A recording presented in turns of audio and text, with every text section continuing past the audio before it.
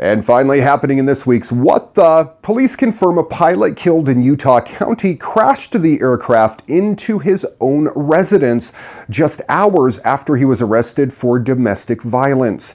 The crash occurred at 2:38 a.m. Payson police identified the deceased man as 47-year-old Dwayne Youd. Public records indicate Youd lived at the home where the plane crashed with his wife and that the couple bought the home last year.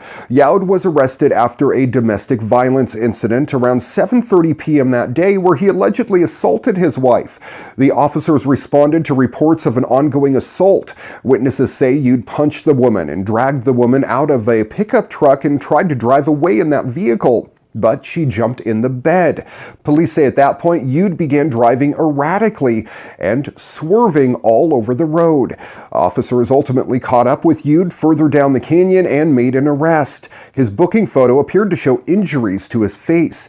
Police said he was released after making bail around 12:30 a.m. Youd then requested a keep the peace response at his house, where police said he calmly gathered some of his belongings and then left in his vehicle. That happened almost at 1 a.m. Sandoval said the next thing police knew, the man had crashed a plane into his home, with the first call around 2:38 a.m. The Cessna did not belong to Youd, but he had access to the aircraft through his employer. Youd is an experienced pilot, and he flew directly from the airport to his home.